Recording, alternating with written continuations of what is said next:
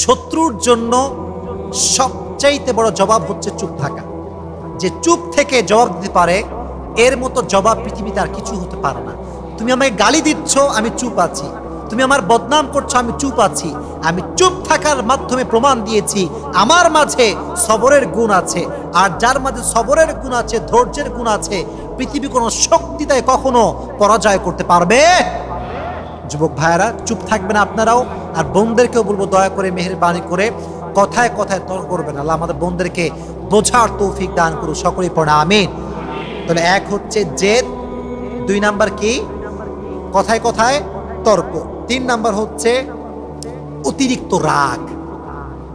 এরকম মেয়ে আছে না, অতিরিক্ত রাগ, রাগ করে খায় না, কারোর দিকে তাকায় না, শ্বশুরের সঙ্গে কথা বলে না, বলে এই তুই আমার ভালোবাসিস? স্বামী বেচারা অসহায় মানুষ, কি বলবে? বলে হ্যাঁ ভালোবাসি। যদি আমাকে ভালোবাসিস, আজ থেকে তোর মা থাকবে এক বাড়ি, আমি থাকবো আরেক বাড়ি। কন্ডিশন, শর্ত। বাংলাদেশে অনেক বউরা দেয় না, কথা বলা দেয় কি দেয় না? এটা ঠিক না। এই জেদ, এই রাগ সংসারকে ভেঙে চুরে চূর্ণ বিচূর্ণ করে দেয়। আল্লাহ তাআলা প্রত্যেকটা মেয়েকে বিনয়ী হওয়ার এবং রাগবিহীন হওয়ার তৌফিক দান করুন। সকলেই পড়া আমিন। তো যেটা বলছিলাম, একটা হাদিস বলবো, বুখারী শরীফের হাদিস, এবং এটা আমার শেষ কথা, শেষ ওয়াজ। হাদিসে এসেছে, আমাদের জাতির পিতার নাম কি বলতে পারবেন? মাশাআল্লাহ, একজন বলেছে, কেউ বলে নাই। বলে জাতির পিতার নাম কি? ইব্রাহিম আলাইহিস সালাতু ওয়াস সালাম। ওনার একজন সন্তান ছিল, নাম কি ছিল? ইসমাইল। নাম কি ছিল? ইসমাইল। খুবই শর্টকাটে বলছি, যেহেতু খুব গরম। তবে ওয়াজগুলো ভালো লাগছে না আপনাদের সবার? শিক্ষা আছে না নাই? আচ্ছা, এটা খুবই খুবই সুন্দর হাদিস, বুখারী শরীফ থেকে বলছি। ইসমাইল যখন যুবক অবস্থায় ছিলেন, তিনি একজন মেয়েকে বিয়ে করলেন। তো আল্লাহর আদেশ, যখন ইব্রাহিম আলাইহিস সালাতু ওয়াস সালাম বহুদিন পরে ইসমাইলের বাসায় বেড়াতে আসলেন, দরজায় নক করলেন। কে আছে বাসার ভেতরে? কোনো জবাব নাই। হঠাৎ করে একটা মেয়ে আসছে, কর্কশ ভাষায় বলছে, কে? মান আনতা? তো তিনি বলছেন যে আমি একজন মুসাফির, আমি একজন আগন্তুক ব্যক্তি। তুমি কি ইসমাইলের ওয়াইফ? বলছে ইয়েস, আমি ইসমাইলের ওয়াইফ। তো ইব্রাহিম আলাইহিস সালাতু ওয়াস সালাম পরীক্ষা নেওয়া শুরু করলেন। বললো যে তুমি কেমন আছো? বলছে ভালো নাই, অবস্থা খুবই খারাপ। বলছে তোমার স্বামী কেমন আছে? এটা বদমাইশ, ভালো না। তোমার সংসার কেমন? তাও ভালো না। সব কিছুতে নাশুকরি। একটা কথা বলি, নবী তো নবী, নবী কখনো খারাপ হতে পারে? দ্যাট মিনস এই মেয়েটা অকৃতজ্ঞ নারী, শুকরিয়া আদায় করতে পারে না। যতবার কথা বলে রুডলি বিহেভ করছে, কথার মধ্যে কোনো মাধুর্যতা নাই, শুকরিয়া নাই, আলহামদুলিল্লাহ স্বভাবটা নাই। তো বলছে একটা কথা বলতেছে তোমাকে, শোনো, তোমার স্বামী যখন আসবে একটা কাজ করবা, তোমার স্বামীকে বলবা দরজার কপাটটা চেঞ্জ করতে। কিসের কপাট চেঞ্জ করতে? মাশাআল্লাহ, আগের যুগে দেখবেন, এখনো গ্রামগঞ্জে পাওয়া যায়, দরজার কপাট থাকে, 2 দরজা লাগিয়ে দেওয়া হয়, মাঝখান দিয়ে কপাট দেওয়া হয়। দেখবেন কপাট খুললে অটোমেটিক্যালি দরজাটা খুলে যায়, কপাটের দরজা।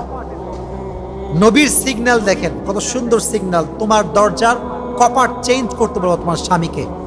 তো ইসমাইল যখন বাসায় ফিরে আসছে, বলছে যে শোনো, আজকে একজন বৃদ্ধ আসছিল, অনেক কথাবার্তা হয়েছে, উনি জাস্ট একটা কথা বলেছেন, দরজার কপাট কি করতে হবে? কপাট কি করতে হবে? চেঞ্জ করতে হবে। নবীর সিগন্যাল নবী বলছে। কপাল পোড়া, তোর কপাল শেষ। তুই কি করেছিস? তুই কি বলেছিস? বলছে আমি খালি বলেছি আমার কোনো অবস্থায় ভালো নাই, আমার সব খারাপ। বলছে আমার আব্বা ছিল এইটা, তিনি হচ্ছেন এই যুগের সর্বশ্রেষ্ঠ নবী ইব্রাহিম আলাইহিস সালাতু ওয়াস সালাম। সুবহানাল্লাহ পড়েন। আমার আব্বা আমাকে ইঙ্গিত করেছে আমি যেন তোকে তালাক দিয়ে দিই। কি দিব তোকে আমি? তালাক। তুই তালাক, যা ফট, তোকে তালাক। সত্য, এটা সত্য হাদিস, বুখারী শরীফের হাদিস। তালাক দিয়ে দিয়েছে। আফটার লং টাইম আবার ইব্রাহিম আলাইহিস সালাতু ওয়াস সালাম আসছেন কার কাছে বলেন তো? ইসমাইলের কাছে। বউ কিন্তু চেঞ্জ, আগের বউ কিন্তু এখন আর নাই। এবার দরজায় নক করেছে। এবার ভেতর থেকে একটা সুন্দর গলায় আওয়াজ আসছে, কে? কে আপনি? বলছে আমি অমুক আগন্তুক ব্যক্তি, মুসাফির ব্যক্তি। বলছে তুমি কেমন আছো মা? বলছে আলহামদুলিল্লাহ আলা কুল্লি হাল। সুবহানাল্লাহ পড়েন, আলহামদুলিল্লাহ আলা কুল্লি হাল, আমি ভালো আছি। তো বাসায় ঢুকাইছে, কথা বলেছে, অবস্থা জিজ্ঞেস করেছে তোমার স্বামী কেমন? বলছে আলহামদুলিল্লাহ, আমি এমন স্বামী পেয়েছি যে স্বামী সবাই পায় না, আমি বড় ভাগ্যবতী নারী, আল্লাহ আমাকে অনেক সুন্দর স্বামী দিয়েছে। তো যখন তিনি ফিরে যাবেন তখন তিনি বললেন যে তোমার স্বামী যখন বাসায় আসবে তোমার স্বামীকে বলবা তার দরজার কপাট সে যেন মৃত্যু পর্যন্ত চেঞ্জ না করে। সুবহানাল্লাহ পড়ে। তিনি ফিরে গেলেন। এবার যখন স্বামী আসলো তিনি বললেন যে দেখো একজন বৃদ্ধ মানুষ আসছিল, এসে বলে গিয়েছে অনেক কথা, শেষ কথা ছিল এইটা, তুমি যেন তোমার দরজার কপাট কখনো চেঞ্জ না করো। তখন ইসমাইল আলাইহিস সালাতু ওয়াস সালাম বউকে জড়িয়ে ধরলেন, বললেন যে তোমার মতো নারীকে পেয়ে আমি বড় সৌভাগ্যবান।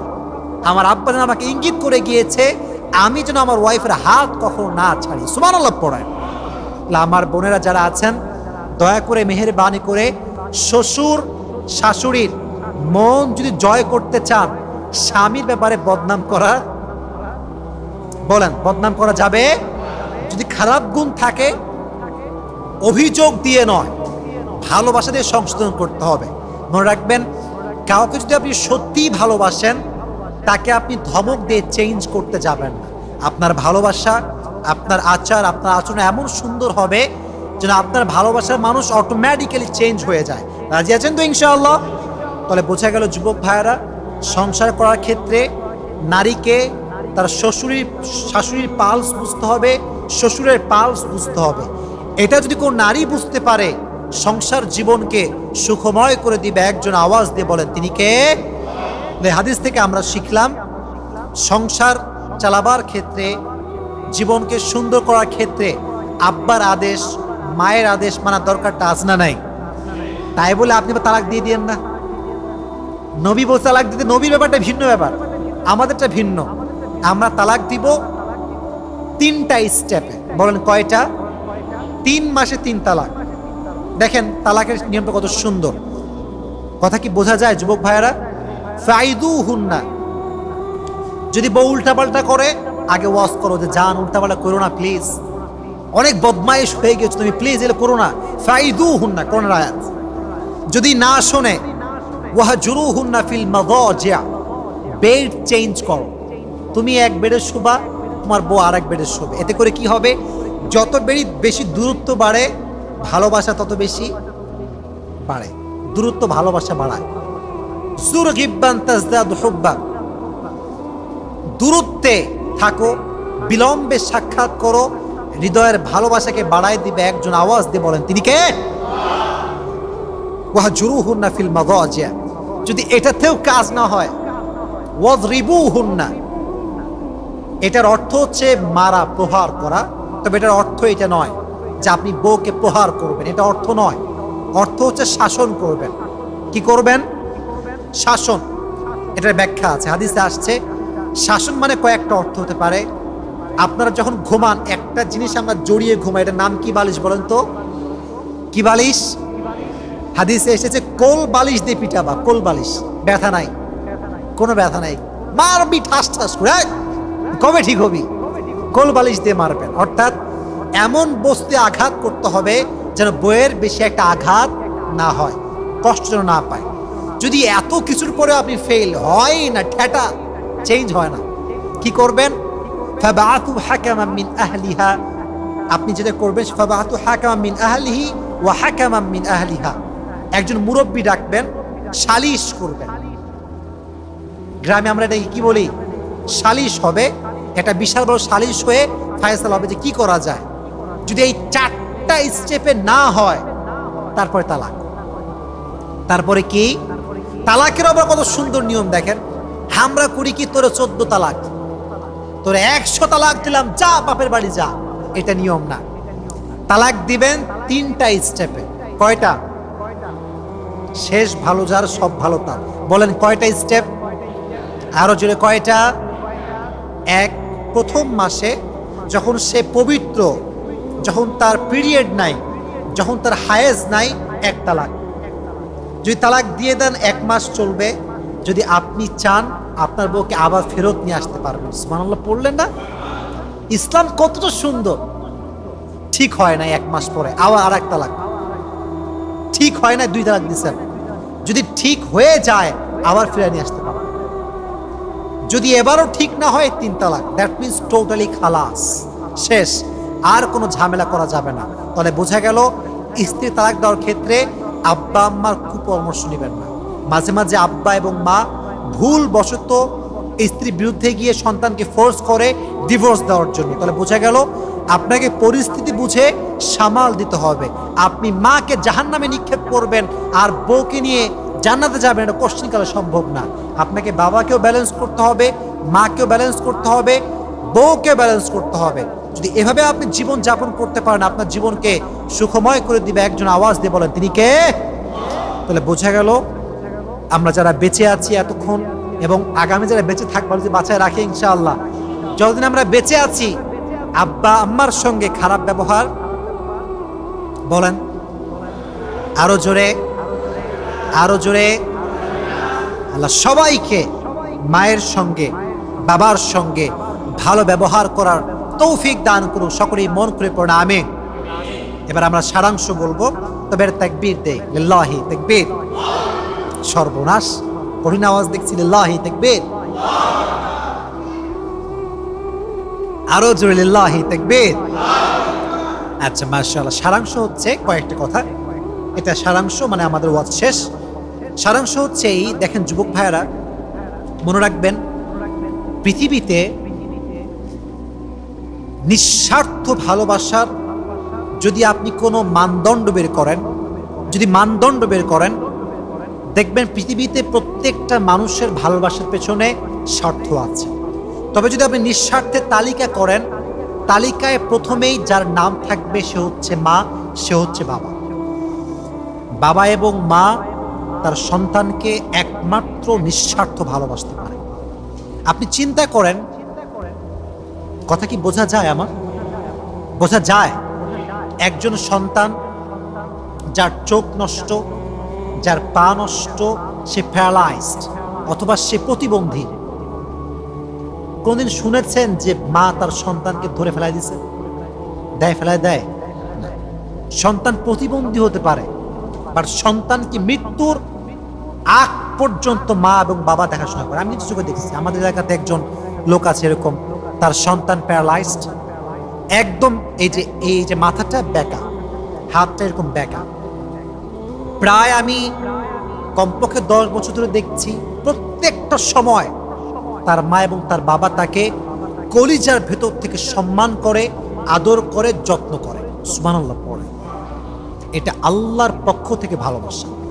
এজন্য আমি তোমাদেরকে শেষ হাত জোর করে বলছি, মেয়েদের পাল্লায় পড়ে কখনো আব্বা আম্মার সঙ্গে রুড বিহেভ করা যাবে না। মনে রাখবা, যেই মেয়ে তোমাকে বিয়ের আগে ভালোবাসা দেখায় এবং তোমাকে খুব বেশি অতিরিক্ত আহ্লাদ দেখায়, মনে রাখবা এই ভালোবাসা বেশি দিন লং লাস্ট হবে না। বিয়ের আগের ভালোবাসা এদিকে হালাল না হারাম? বলেন না কেন, হালাল না হারাম? হারাম ভালোবাসাকে অ্যাকসেপ্ট করতে গিয়ে হালাল ভালোবাসা, নিঃস্বার্থ ভালোবাসা, এটাকে পায়ের নিচে পদবিষ্ট করা যাবে? বাইরে সবাই স্বার্থ নিয়ে ভালোবাসে। এই দুনিয়াতে নিঃস্বার্থ ভালো কেউ বাসতে চায় না। এজন্য আব্বা আম্মা যেহেতু নিঃস্বার্থ ভালোবাসে, আমরা ট্রাই করবো আব্বা আম্মাকে মূল্যায়ন করবার জন্য। রাজি আছেন তো ইনশাআল্লাহ? Number 1 lesson. নাম্বার 2 লেসনটা হচ্ছে, প্রিয় মানুষ এবং ভালোবাসার মানুষ যতক্ষণ বেঁচে আছে ততক্ষণ মূল্যায়ন করতে হবে। বেঁচে থাকতে মূল্যায়ন করতে হবে, মরে গিয়ে মূল্যায়ন করে কোনো লাভ হবে না।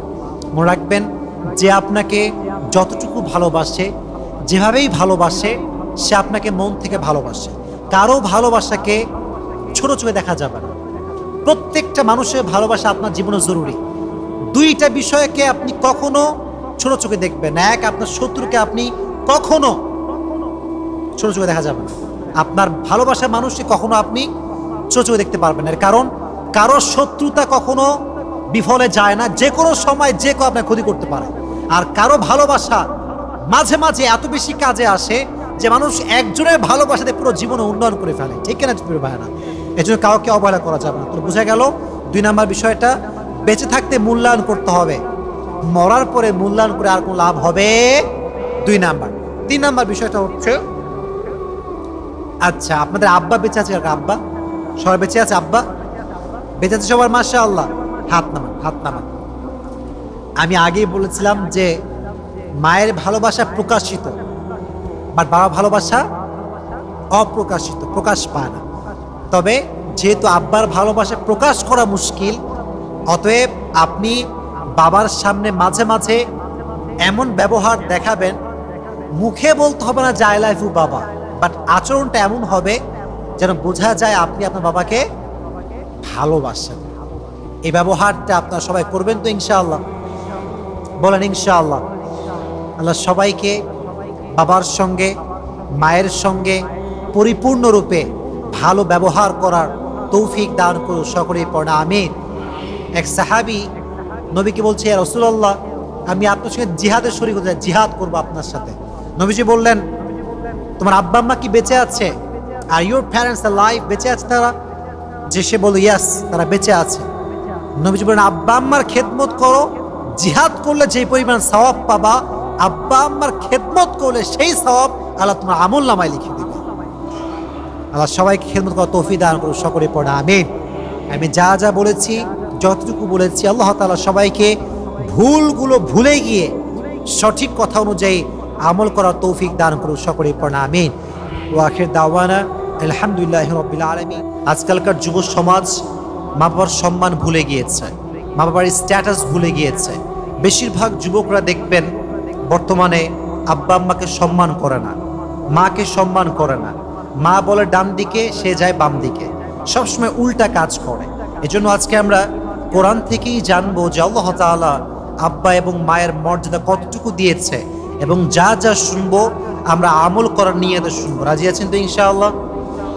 আপনাদের আওয়াজ বলবে আপনারা রাজি আছেন কিনা, জোরে বলেন ইনশাআল্লাহ। ফার্স্ট আয়াত, আল্লাহ তাআলা বলছেন, وَقَضَى رَبُّكَ أَلَّا تَعْبُدُوا إِلَّا إِيَّاهُ وَبِالْوَالِدَيْنِ إِحْسَانًا. Allah said in this ayah, your Lord has decreed you will worship of your Lord. Just এটা আল্লাহ ইনশোর করতে শুরুতে এটা যে তুমি শুধুমাত্র তোমার ইবাদত করবা আল্লাহর জন্য। কার জন্য? আল্লাহর জন্য। এটা আল্লাহ তাআলা প্রথমেই আমাদের জন্য ক্রিস্টাল ক্লিয়ার করে বয়ান করেছেন।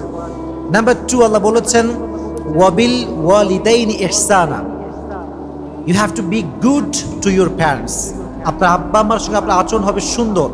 ইহসান শব্দটার নাম হচ্ছে ইহসান। বলেন তো শব্দের নামটা কি? ইহসান। এটার কয়েকটা ব্যাখ্যা আছে যেটা আল্লাহ তাআলা পরবর্তী আয়াতগুলোতে করেছেন স্টেপ বাই স্টেপ। প্রথমে আল্লাহ বলছেন, ইম্মা ইয়াবলুগান্না ইনদাকাল কিবার আহাদুহুমা আও কিলাহুমা ফালা তাকুল লাহুমা উফ। যদি আব্বা আম্মার ভেতরে যে কোনো একজন অথবা both of them যদি উভয়ে তোমার সাথে বৃদ্ধ হয়, শেষ বয়সে চলে আসে, ফালা তাকুল লাহুমা উফ, do not say them annoyance word, বিরক্তি ভাব প্রকাশ করা যাবে না, উফ শব্দ পর্যন্ত বলা যাবে না। শব্দটা হচ্ছে উফ। উফ মানে হচ্ছে, আচ্ছা বলেন তো এইটা আমার কি? এদিকে সবাই বলেন, এটা আমার কি? হাত। এইটা কি?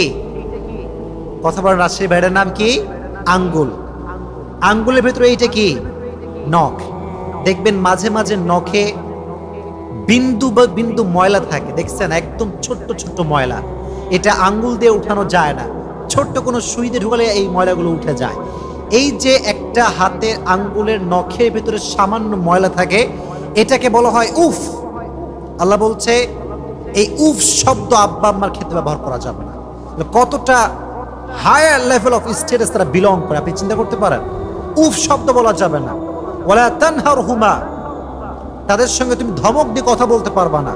ওয়াকুল লাহুমা কওলান কারীমা, you have to speak them with golden words, with noble words. কথা হবে খুব বিনয়ের সাথে, সম্ভ্রান্তভাবে, সভ্যভাবে, সুন্দর আচরণ করতে হবে, দয়া দিয়ে কথা বলতে হবে। যদি আপনি দয়া দিয়ে মায়া দিয়ে কথা বলতে পারেন, আপনার জীবনের অতীতের সমস্ত গুনাহ খাতা মাফ করে দিবে একজন। আওয়াজ দিয়ে বলেন তিনি কে? তাহলে প্রিয় ভাইয়েরা, আব্বা আম্মার সঙ্গে খারাপ ব্যবহার করা যাবে না এবং রুডলি বিহেভ করা যাবে না। এবার দেখেন আল্লাহ তাআলা কি বলছেন, ওয়াখফিদ লাহুমা জানাহা দুল্লি মিনার রাহমাহ, তোমরা আব্বা আম্মার সামনে বিনয়ের ডানা বিছিয়ে দাও। মানুষের কি ডানা হয়? হয়। ডানা হয় একটা প্রাণীর নামটা কি বলতে পারবেন? পাখি। প্রাণীর নামটা কি? পাখি। পাখি যখন ওড়ে কি দিয়ে ওড়ে? ডানা দিয়ে ওড়ে, পাখা দিয়ে ওড়ে। আল্লাহ বলছে বিনয়ের ডানা বিছিয়ে, তার ব্যাখ্যাটা বুঝতে হবে।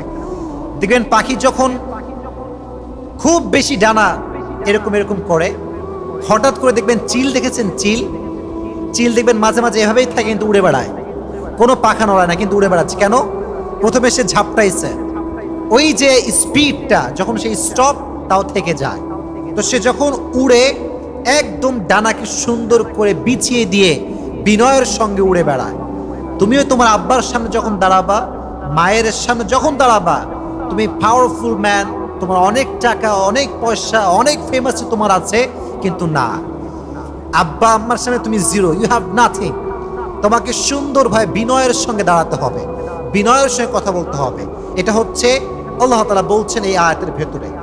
আবার আল্লাহ বলছে ওয়াকুর রব্বির হামহুমা কামা রাব্বায়ানি সগীরা, যখন আব্বা আম্মার মাঝে কেউ মারা যাবে তখন তোমরা দোয়া করবে রব্বির হামহুমা কামা রাব্বায়ানি সগীরা, হে আমার রব, have mercy upon them as they brought me up when I was small. হে রব, তুমি আমার আব্বা আমাকে রহম করো তেমন ভাবে যেমন তারা আমাকে রহম করেছে আমার ছোট্টকালে, শিশুকালে, যখন আমি দুধ খাওয়া শিশু ছিলাম, আমার কেউ দেখে নাই, কেউ ধরে নাই, আব্বা আম্মা আমাকে লালন পালন করেছে। অতএব তারা যেমন আমার উপর রহম করেছে, তুমিও তাদের কবরে রহম করো, তাদের সকলের কবরকে তুমি জান্নাতের ফয়সালা করে দাও। সকলে পড়ে না আমিন। তাহলে রব্বির হামহুমা, সবাই পড়েন রব্বির হামহুমা কামা রব্বায়ানি সগীরা। আপনার আওয়াজ দিয়ে পড়েন, সবাই আমার সঙ্গে মন খুলে আব্বা আম্মার জন্য দোয়া করি। সবাই পড়েন রব্বির হামহুমা কামা রব্বায়ানি সগীরা। সকলেই পড়েন আমিন। এই দোয়াটা যুবক ভাইরা আপনারা বেশি বেশি করবেন তো ইনশাআল্লাহ। জোরে বলেন ইনশাআল্লাহ। This is the ayah from Quran. Now we will discuss from hadith ইনশাআল্লাহ। নবীজির কাছে একজন সাহাবী আসলো, এসে বলল ইয়া রাসূলুল্লাহ, সবচেয়ে ভালো ব্যবহার পাওয়ার যোগ্যতা কে বেশি রাখে? নবীজি বললেন মা। নবী বললেন কি? মা। সাহাবী বলল ইয়া রাসূলুল্লাহ, তারপরে কে? নবী বললেন মা। আবারও বললেন কে তারপরে? নবী বললেন মা। আবারও বললেন কে? মা। হাদিসে 4 বার পর্যন্ত এসেছে। যখন 5 বারের বেলা আসছে, অথবা আরেক হাদিস অনুযায়ী যখন 4 বারের বেলা আসছে, তখন নবীজি বলছেন আব্বা। তাহলে বোঝা গেল আব্বার সম্মান বেশি না মায়ের সম্মান বেশি? বলতে হবে আব্বার সম্মান বেশি না মায়ের সম্মান বেশি? মায়ের সম্মান বেশি। মানে বোঝা যাচ্ছে এরকম যে আল্লাহ তাআলা প্রথম পুরস্কার মাকে দিয়েছেন, দ্বিতীয় পুরস্কারও মাকে দিয়েছেন, তৃতীয় পুরস্কারও মাকে দিয়েছেন, আর সান্ত্বনা পুরস্কার দিয়েছে কাকে? বাবাকে। এর কারণটা কি জানেন? এর একটা বিশেষ কারণ আছে, আমি খুবই শর্টকাটে বলবো, very shortly I am trying to say. কোরআনে আল্লাহ তাআলা বলছেন 3 কারণে মায়ের সম্মান বেশি। কয় কারণে? 1 নাম্বার কারণ আল্লাহ বলছে হামালাতু উম্মুহু ওয়াহানান আলা ওয়াহান, গর্ভে তোমার আব্বা ধারণ করে না, গর্ভে ধারণ করেছে মা। 2 নাম্বার হচ্ছে 10 মাস 10 দিন যে পেইন, গর্ভের যে পেইনটা, এটা আব্বা সহ্য করে না, সহ্য করছে কে? মা। Number 3, that is the last point, ওয়া ফিসালুহু ফি আমাইন, টানা 2টা বছর একটা শিশুকে বুকের দুধ বাবা খাওয়ায় না, খাওয়ায় কে? মা।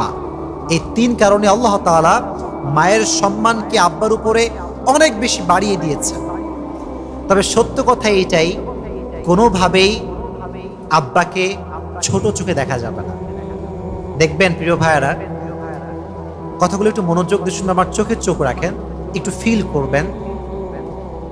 মায়ের ভালোবাসা তার কথায়, তার ভাষায়, তার ব্যবহারে, তার অ্যাটিটিউডে প্রকাশ পায়।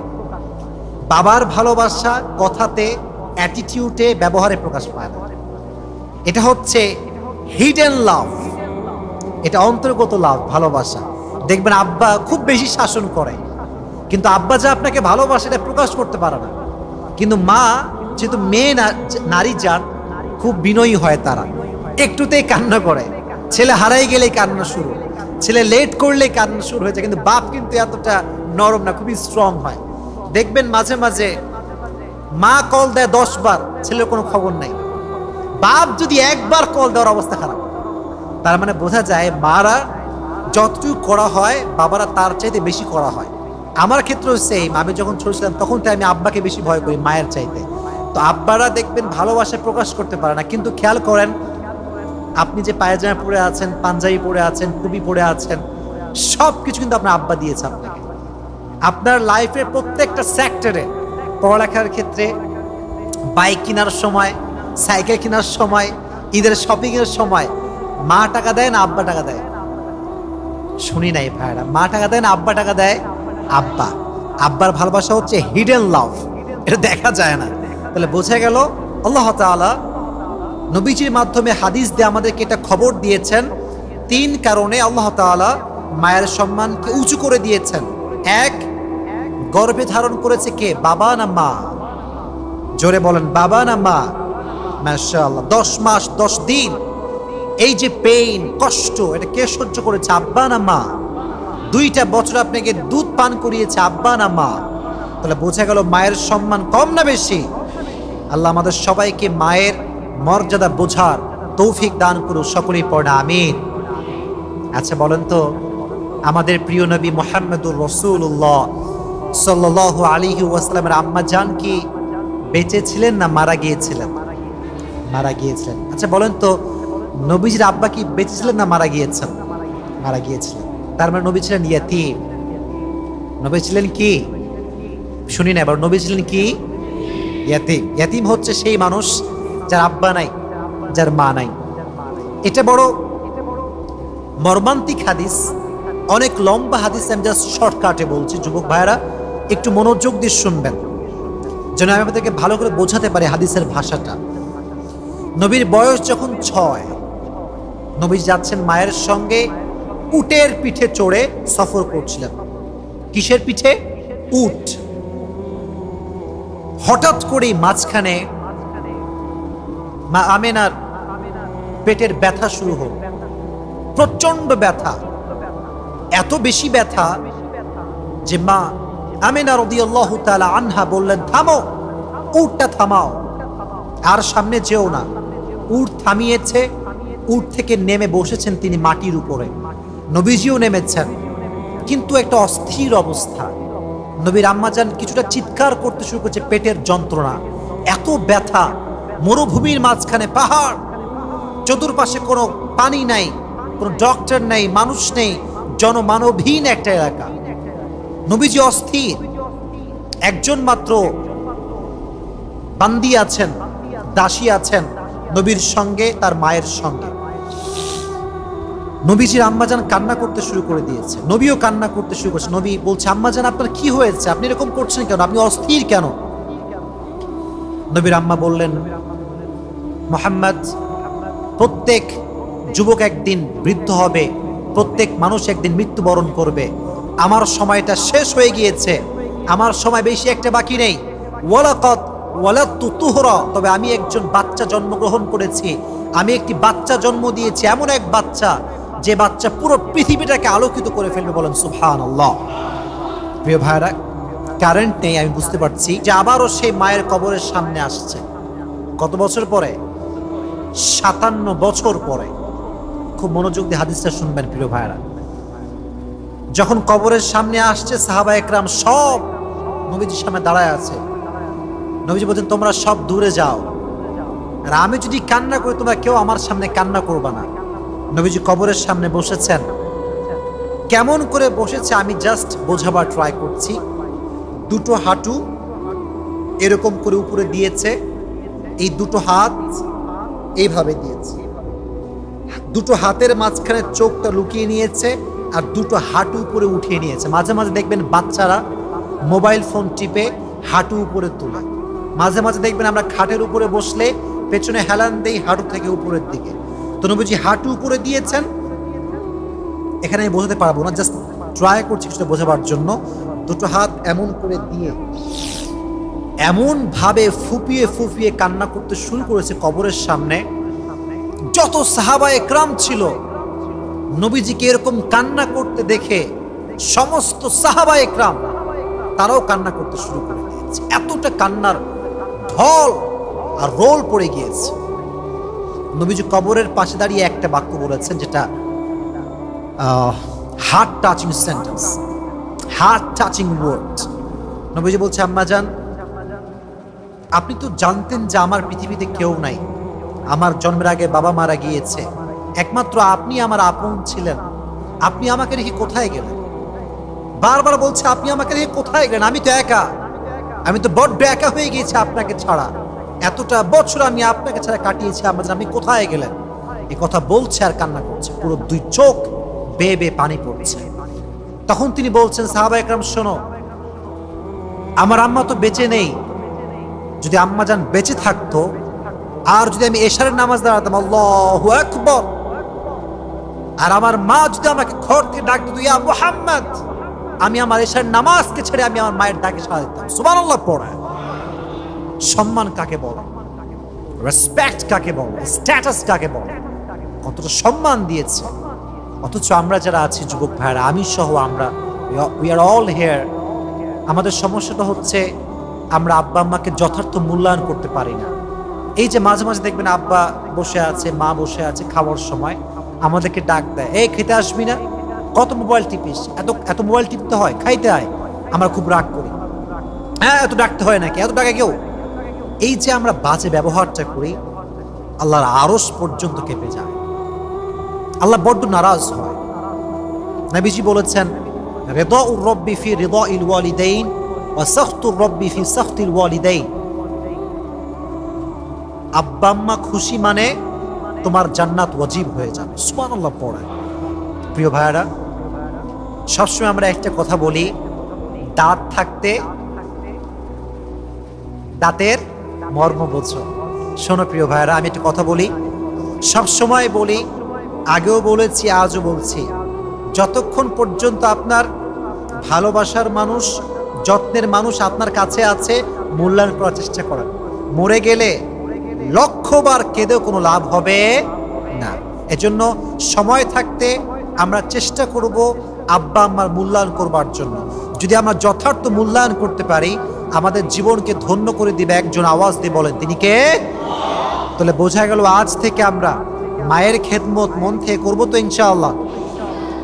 শুনি না, জোরে বলতে হবে ইনশাআল্লাহ। তো নবীজি কবর থেকে উঠে আসলেন। আরেকটা হাদিস আমি শোনাতে চাই।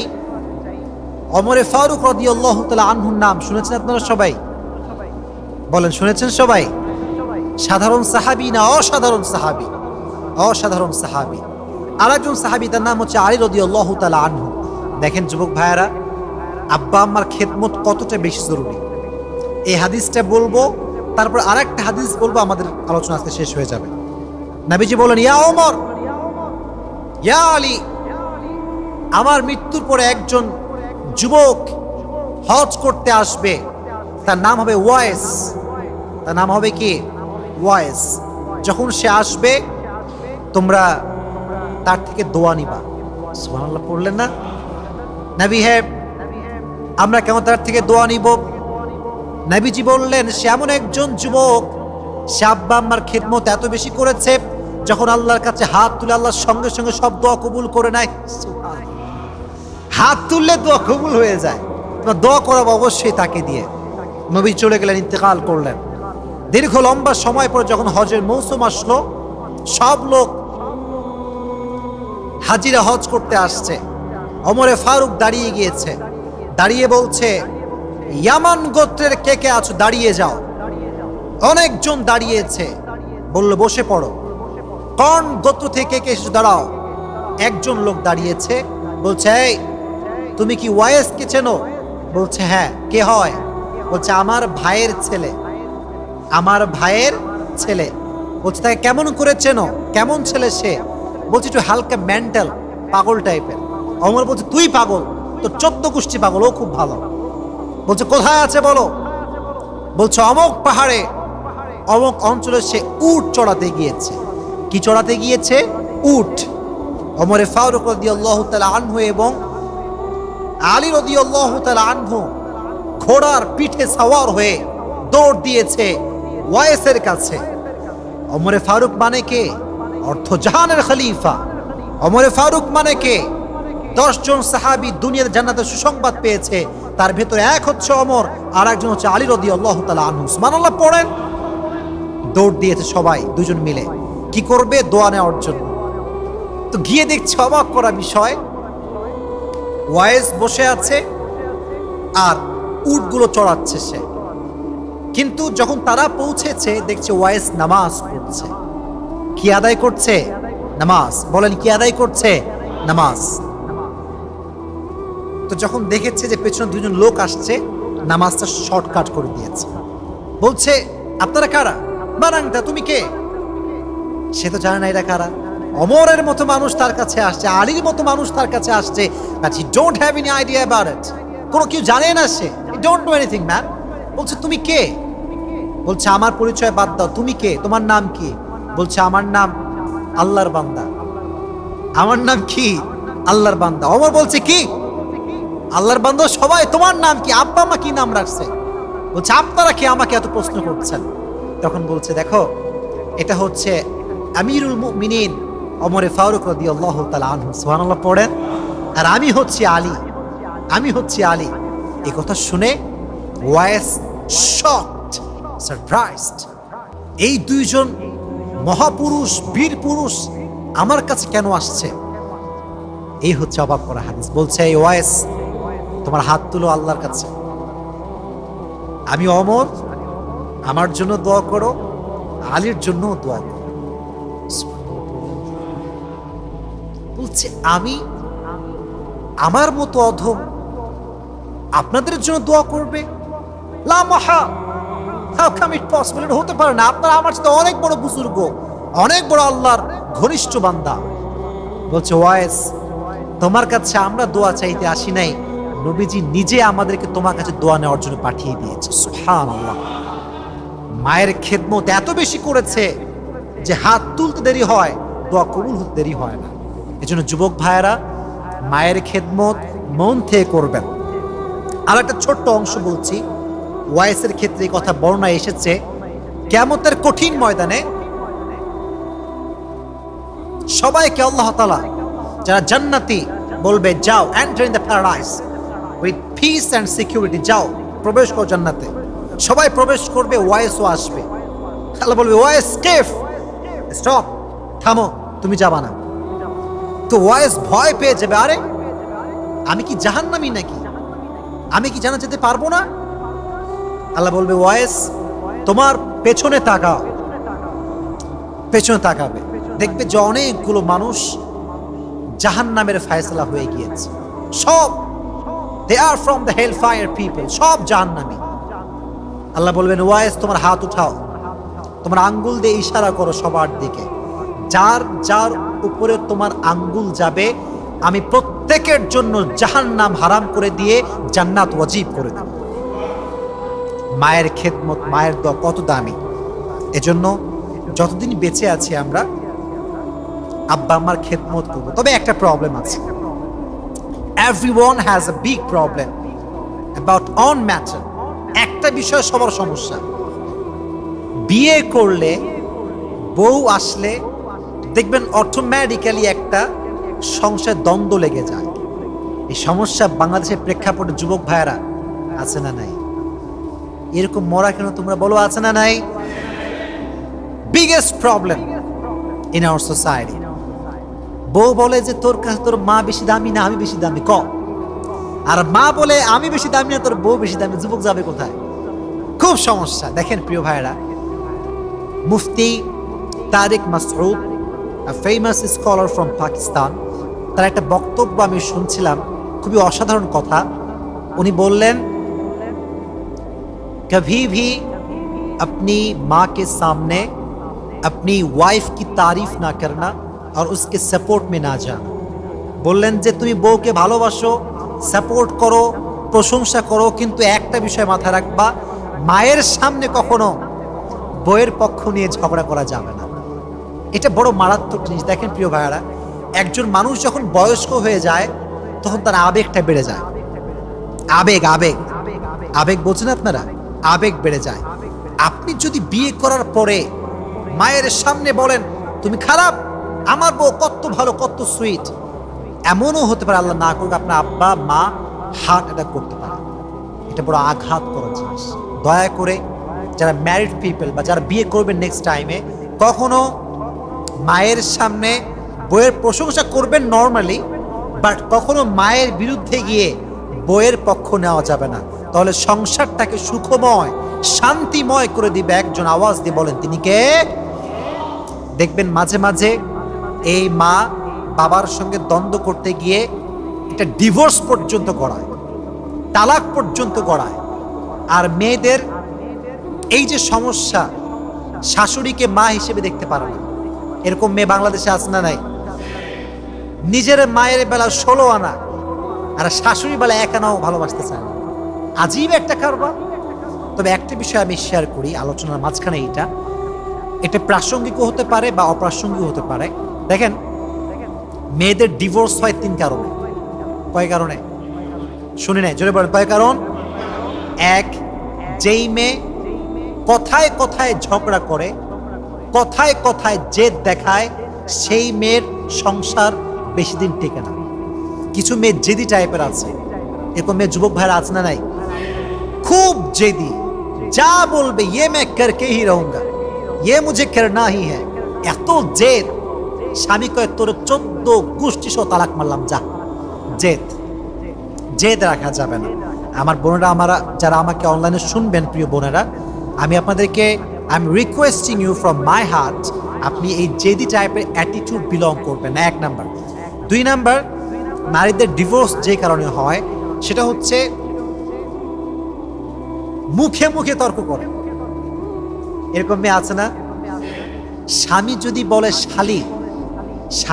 বলে শালি, বউ বলে শালার বেটা, শালা তোর 14 গোষ্ঠী শালা। কথায় কথায় তর্ক করে। ঠিক না, এটা ঠিক না। মনে রাখবেন, কোন পুরুষ সে নারীকে পছন্দ করে না যে নারী কথায় কথায় তর্ক করে। নারীর সবচেয়ে সুন্দর গুণ হচ্ছে নারী হবে বিনয়ী, নারী হবে সভ্য, নারী কথায় কথায় তর্ক করবে না। এমন নারী যদি কোনো মেয়ে হতে পারে, পুরুষ তার প্রেমে পড়বে, পুরুষ তাকে ভালোবাসবে, আজীবন তার সঙ্গে সংসার করবে, এখানে কোনো সন্দেহ থাকতে পারে? তো বোনেরা আমার, কথায় কথায় তর্ক করবেন না, একটু চুপ থাকেন। মনে রাখবেন, শত্রুর জন্য সবচাইতে বড় জবাব হচ্ছে চুপ থাকা। যে চুপ থেকে জবাব দিতে পারে, এর মতো জবাব পৃথিবীতে আর কিছু হতে পারে না। তুমি আমাকে গালি দিচ্ছ, আমি চুপ আছি। তুমি আমার বদনাম করছো, আমি চুপ আছি। আমি চুপ থাকার মাধ্যমে প্রমাণ দিয়েছি আমার মাঝে সবরের গুণ আছে। আর যার মাঝে সবরের গুণ আছে, ধৈর্যের গুণ আছে, পৃথিবী কোনো শক্তিতে কখনো পরাজয় করতে পারবে। যুবক ভাইয়েরা, চুপ থাকবেন আপনারাও। আর বোনদেরকেও বলবো, দয়া করে মেহেরবানি করে কথায় কথায় তর্ক করবেন। আল্লাহ আমাদের বোনদেরকে বোঝার তৌফিক দান করুন, সকলেই পড়ে আমিন। তাহলে 1 হচ্ছে জেদ, 2 নাম্বার কি? কথায় কথায় তর্ক, 3 নাম্বার হচ্ছে অতিরিক্ত রাগ। এরকম মেয়ে আছে না? অতিরিক্ত রাগ করে খায় না, কারোর দিকে তাকায় না, শ্বশুরের সঙ্গে কথা বলে না, বলে এই তুই আমার ভালোবাসিস? স্বামী বেচারা অসহায় মানুষ, কি বলবে? বলে হ্যাঁ ভালোবাসি। যদি আমাকে ভালোবাসিস, আজ থেকে তোর মা থাকবে এক বাড়ি, আমি থাকবো আরেক বাড়ি। কন্ডিশন, শর্ত বাংলাদেশে অনেক বউরা দেয় না? কথা বলা দেয় কি দেয় না? এটা ঠিক না। এই জেদ, এই রাগ সংসারকে ভেঙে চুরে চূর্ণ বিচূর্ণ করে দেয়। আল্লাহ তাআলা প্রত্যেকটা মেয়েকে বিনয়ী হওয়ার এবং রাগবিহীন হওয়ার তৌফিক দান করুন, সকলেই পড়া আমিন। তো যেটা বলছিলাম, একটা হাদিস বলবো, বুখারী শরীফের হাদিস, এবং এটা আমার শেষ কথা, শেষ ওয়াজ। হাদিসে এসেছে, আমাদের জাতির পিতার নাম কি বলতে পারবেন? মাশাআল্লাহ, একজন বলেছে, কেউ বলে নাই। বলে জাতির পিতার নাম কি? ইব্রাহিম আলাইহিস সালাতু ওয়াস সালাম। ওনার একজন সন্তান ছিল, নাম কি ছিল? ইসমাইল। নাম কি ছিল? ইসমাইল। খুবই শর্টকাটে বলছি, যেহেতু খুব গরম। তবে ওয়াজগুলো ভালো লাগছে না আপনাদের সবার? শিক্ষা আছে না নাই? আচ্ছা, এটা খুবই খুবই সুন্দর হাদিস, বুখারী শরীফ থেকে বলছি। ইসমাইল যখন যুবক অবস্থায় ছিলেন তিনি একজন মেয়েকে বিয়ে করলেন। তো আল্লাহর আদেশ যখন ইব্রাহিম আলাইহিস সালাম বহুদিন পরে ইসমাইলের বাসায় বেড়াতে আসলেন, দরজায় নক করলেন, কে আছে বাসার ভেতরে? কোনো জবাব নাই। হঠাৎ করে একটা মেয়ে আসছে, কর্কশ ভাষায় বলছে, কে? মান আনতা? তো তিনি বলছেন যে আমি একজন মুসাফির, আমি একজন আগন্তুক ব্যক্তি। তুমি কি ইসমাইলের ওয়াইফ? বলছে ইয়াস, আমি ইসমাইলের ওয়াইফ। তো ইব্রাহিম আলাইহিস সালাম পরীক্ষা নেওয়া শুরু করলেন, বললো যে তুমি কেমন আছো? বলছে ভালো নাই, অবস্থা খুবই খারাপ। বলছে তোমার স্বামী কেমন আছে? এটা বদমাইশ, ভালো না। তোমার সংসার কেমন? তাও ভালো না, সব কিছুতেই নাশুকরি। একটা কথা বলি, নবী তো নবী, নবী কখনো খারাপ হতে পারে? দ্যাট মিনস এই মেয়েটা অকৃতজ্ঞ নারী, শুকরিয়া আদায় করতে পারে না। যতবার কথা বলে রুডলি বিহেভ করছে, কথার মধ্যে কোনো মাধুর্যতা নাই, শুকরিয়া নাই, আলহামদুলিল্লাহ স্বভাবটা নাই। তো বলছে একটা কথা বলতেছে তোমাকে, শোনো, তোমার স্বামী যখন আসবে একটা কাজ করবা, তোমার স্বামীকে বলবা দরজার কপাটটা চেঞ্জ করতে। কিসের কপাট চেঞ্জ করতে?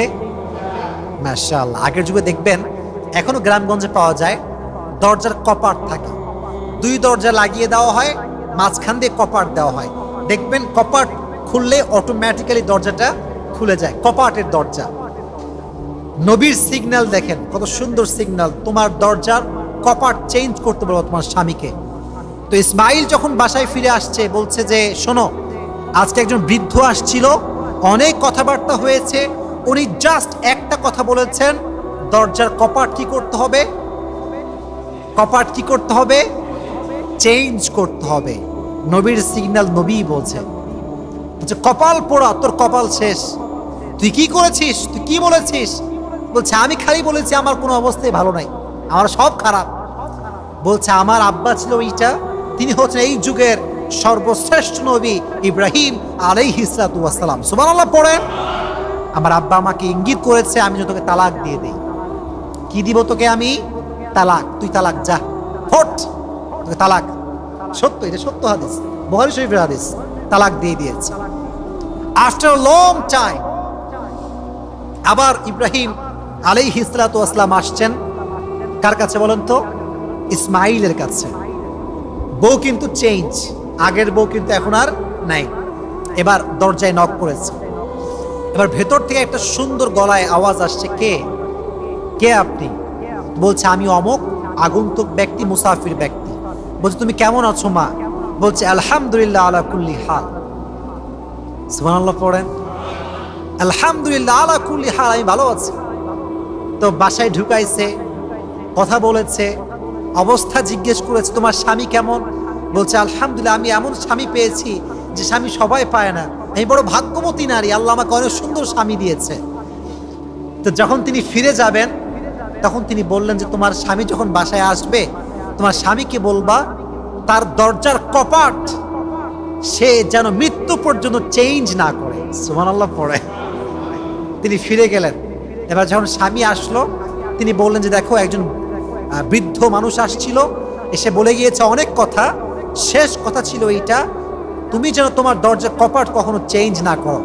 তখন ইসমাইল আলাইহিস সালাম বউকে জড়িয়ে ধরলেন, বললেন যে তোমার মতো নারীকে পেয়ে আমি বড় সৌভাগ্যবান। আমার আব্বা যেন আমাকে ইঙ্গিত করে গিয়েছে আমি যেন আমার ওয়াইফের হাত কখনো না ছাড়ি। সুবহানাল্লাহ পড়েন। আমার বোনেরা যারা আছেন দয়া করে মেহেরবানি করে শ্বশুর শাশুড়ির মন যদি জয় করতে চান, স্বামীর ব্যাপারে বদনাম করা, বলেন বদনাম করা যাবে? যদি খারাপ গুণ থাকে অভিযোগ দিয়ে নয়, ভালোবাসা দিয়ে সংশোধন করতে হবে। মনে রাখবেন, কাউকে যদি আপনি সত্যিই ভালোবাসেন তাকে আপনি ধমক দিয়ে চেঞ্জ করতে যাবেন না। আপনার ভালোবাসা, আপনার আচার, আপনার আচরণ এমন সুন্দর হবে যেন আপনার ভালোবাসার মানুষ অটোমেটিক্যালি চেঞ্জ হয়ে যায়। রাজি আছেন তো ইনশাআল্লাহ? তাহলে বোঝা গেল যুবক ভাইয়েরা, সংসার করার ক্ষেত্রে নারীকে তার শাশুড়ির পালস বুঝতে হবে, শ্বশুরের পালস বুঝতে হবে। এটা যদি কোনো নারী বুঝতে পারে সংসার জীবনকে সুখময় করে দিবে। একজন আওয়াজ দিয়ে বলেন তিনি কে? হাদিস থেকে আমরা শিখলাম সংসার চালাবার ক্ষেত্রে জীবনকে সুন্দর করার ক্ষেত্রে আব্বার আদেশ মায়ের আদেশ মানার দরকারটা আছে না নাই? তাই বলে আপনি তালাক দিয়ে দিয়েন না। নবী বলছে তালাক দিতে, নবীর ব্যাপারটা ভিন্ন ব্যাপার, আমাদেরটা ভিন্ন। আমরা তালাক দিব 3টা স্টেপে। বলেন কয়টা? 3 মাসে 3 তালাক। দেখেন তালাকের নিয়মটা কত সুন্দর, কথা কি বোঝা যায় যুবক ভাইয়েরা? ফাইদুহুন্না, যদি বউ উল্টাপাল্টা করে আগে ওয়াজ করো যে জান উল্টাপাল্টা করো না প্লিজ, অনেক বদমাইশ হয়ে গেছো তুমি, প্লিজ এগুলো করো না। ফাইদুহুন্না কোরআনের আয়াত। যদি না শোনে ওয়াহজুরুহুন্না ফিল মাযাজিআ, বেড চেঞ্জ করো। তুমি এক বেডে শোবা, তোমার বউ আর এক বেডে শোবে। এতে করে কি হবে? যত বেশি দূরত্ব বাড়ে ভালোবাসা তত বেশি বাড়ে। দূরত্ব ভালোবাসা বাড়ায়। যুরগিবান তাজদাদু হুব্বা, দূরত্বে থাকো, বিলম্বে সাক্ষাৎ করো, হৃদয়ের ভালোবাসাকে বাড়ায় দিবে একজন। আওয়াজ দিয়ে বলেন তিনি কে? ওয়াহজুরুহুন্না ফিল মাযাজিআ।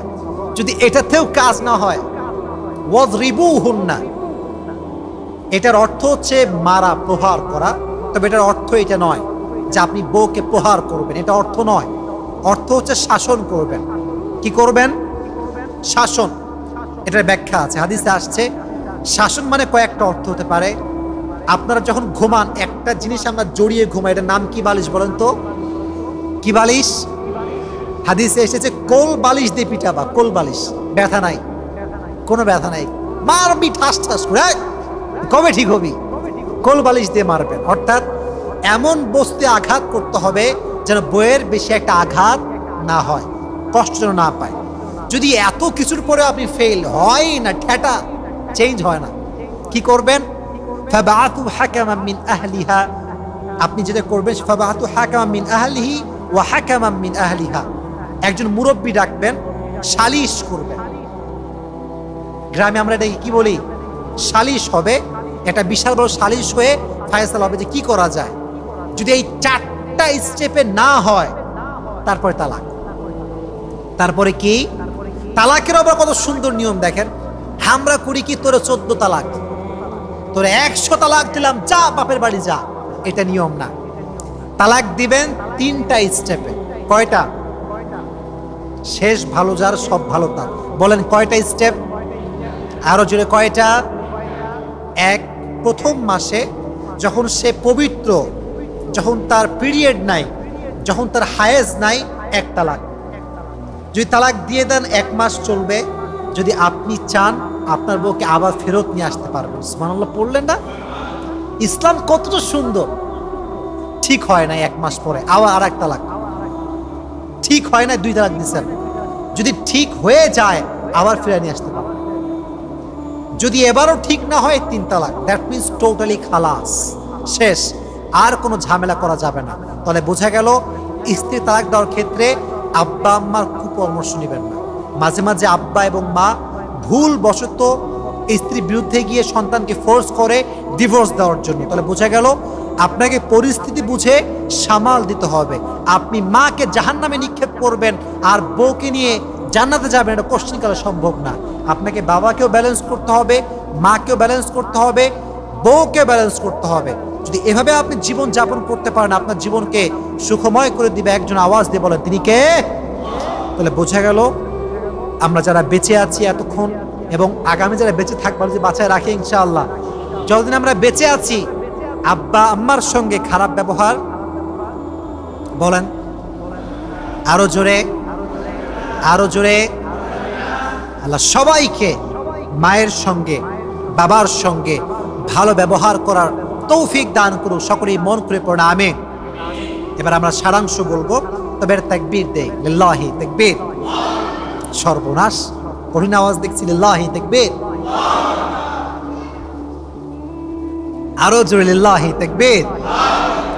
আচ্ছা মাশাআল্লাহ। সারাংশ হচ্ছে কয়েকটা কথা, এটা সারাংশ মানে আমাদের ওয়াজ শেষ। সারাংশ হচ্ছে এই, দেখেন যুবক ভাইয়েরা মনে রাখবেন, পৃথিবীতে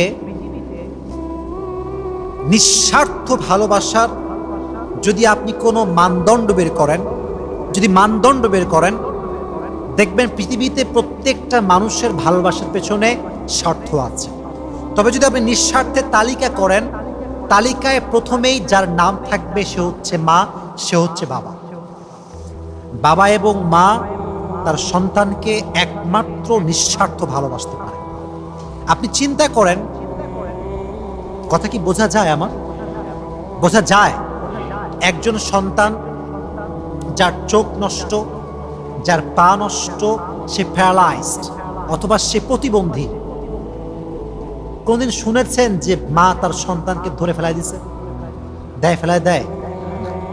সন্তান প্রতিবন্ধী হতে পারে, আর সন্তানকে মৃত্যুর আগ পর্যন্ত মা এবং বাবা দেখাশোনা করে। আমি নিজে চোখে দেখেছি, আমাদের এলাকাতে একজন লোক আছে এরকম, তার সন্তান প্যারালাইজড, একদম এই যে মাথাটা বেঁকা, হাতটা এরকম বেঁকা। প্রায় আমি কমপক্ষে 10 বছর ধরে দেখছি, প্রত্যেকটা সময় তার মা এবং তার বাবা তাকে কলিজার ভেতর থেকে সম্মান করে, আদর করে, যত্ন করে। সুবহানাল্লাহ পড়ে। এটা আল্লাহর পক্ষ থেকে ভালোবাসা। এজন্য আমি তোমাদেরকে শেষ হাত জোর করে বলছি, মেয়েদের পাল্লায় পড়ে কখনো আব্বা আম্মার সঙ্গে রুড বিহেভ করা যাবে না। মনে রাখবা, যেই মেয়ে তোমাকে বিয়ের আগে ভালোবাসা দেখায় এবং তোমাকে খুব বেশি অতিরিক্ত আহ্লাদ দেখায়, মনে রাখবা এই ভালোবাসা বেশি দিন লং লাস্ট হবে না। বিয়ের আগের ভালোবাসা এদিকে হালাল না হারাম? বলেন না কেন হালাল না হারাম?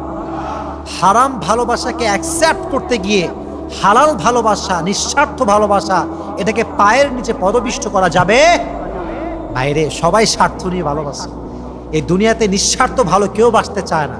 এই জন্য আব্বা আম্মা যেহেতু নিঃস্বার্থ ভালোবাসে, আমরা ট্রাই করবো আব্বা আম্মাকে মূল্যায়ন করবার জন্য। রাজি আছেন তো ইনশাআল্লাহ? Number 1 lesson. নাম্বার 2 লেসনটা হচ্ছে, প্রিয় মানুষ এবং ভালোবাসার মানুষ যতক্ষণ বেঁচে আছে ততক্ষণ মূল্যায়ন করতে হবে। বেঁচে থাকতে মূল্যায়ন করতে হবে, মরে গিয়ে মূল্যায়ন করে কোনো লাভ হবে না। মনে রাখবেন, যে আপনাকে যতটুকু ভালোবাসে, যেভাবেই ভালোবাসে, সে আপনাকে মন থেকে ভালোবাসে। কারো ভালোবাসাকে ছোট চোখে দেখা যাবে না। প্রত্যেকটা মানুষের ভালোবাসা আপনার জীবনে জরুরি। 2টা বিষয়কে আপনি কখনো ছোট চোখে দেখবেন। এক, আপনার শত্রুকে আপনি কখনো ছোট চোখে দেখা যাবে না। আপনার ভালোবাসার মানুষকে কখনো আপনি ছোট চোখে দেখতে পারবেন না। কারণ কারো শত্রুতা কখনো বিফলে যায় না, যে কোনো সময় যে কেউ আপনার ক্ষতি করতে পারে। আর কারো ভালোবাসা মাঝে মাঝে এত বেশি কাজে আসে যে মানুষ একজনের ভালোবাসাতে পুরো জীবনে উন্নয়ন করে ফেলে। ঠিক না ভাই? না, এই জন্য কাউকে অবহেলা করা যাবে না। তো বোঝা গেল 2 নম্বর বিষয়টা, বেঁচে থাকতে মূল্যায়ন করতে হবে, মরার পরে মূল্যায়ন করে আর কোনো লাভ হবে? 2 নাম্বার। 3 নাম্বার বিষয়টা হচ্ছে, আচ্ছা আপনাদের আব্বা বেঁচে আছে? আব্বা সবার বেঁচে আছে? আব্বা বেঁচে আছে সবার? মাশাআল্লাহ। হাত নামান, হাত নামান। আমি আগেই বলেছিলাম যে মায়ের ভালোবাসা প্রকাশিত, বাট বাবার ভালোবাসা অপ্রকাশিত, প্রকাশ পায় না। তবে যেহেতু আব্বার ভালোবাসা প্রকাশ করা মুশকিল, অতএব আপনি বাবার সামনে মাঝে মাঝে এমন ব্যবহার দেখাবেন, মুখে বলতে হবে না যে আই লাভ ইউ বাবা, বাট আচরণটা এমন হবে যেন বোঝা যায় আপনি আপনার বাবাকে ভালোবাসেন। এই ব্যবহারটা আপনারা সবাই করবেন তো ইনশাআল্লাহ? বলেন ইনশাআল্লাহ। আল্লাহ সবাইকে বাবার সঙ্গে, মায়ের সঙ্গে পরিপূর্ণরূপে ভালো ব্যবহার করার তৌফিক দান করুন। সকলেই পড়া আমিন। এক সাহাবী নবীকে বলছে, ইয়া রাসূলুল্লাহ, আমি আপনার সঙ্গে জিহাদের শরীক হতে চাই, জিহাদ করবো আপনার সাথে। নবীজি বললেন, তোমার আব্বা আম্মা কি বেঁচে আছে? আর ইউর প্যারেন্টস লাইফ, বেঁচে আছে তারা? যে সে বলল, ইয়াস, তারা বেঁচে আছে। নবীজি বললেন, আব্বা আম্মার খেদমত করো, জিহাদ করলে যে পরিমাণ সওয়াব পাবা, আব্বা আম্মার খেদমত করলে সেই সওয়াব আল্লাহ তোমার আমল নামায় লিখে দেবে। আল্লাহ সবাইকে খেদমত করার তৌফিক দান করুন। সকলে পড়া আমিন। আমি যা যা বলেছি, যতটুকু বলেছি, আল্লাহ তাআলা সবাইকে ভুলগুলো ভুলে গিয়ে সঠিক কথা অনুযায়ী আমল করার তৌফিক দান করুন। সকলে পড়া আমিন। ওয়া আখির দাওয়ানা আলহামদুলিল্লাহি রাব্বিল আলামিন।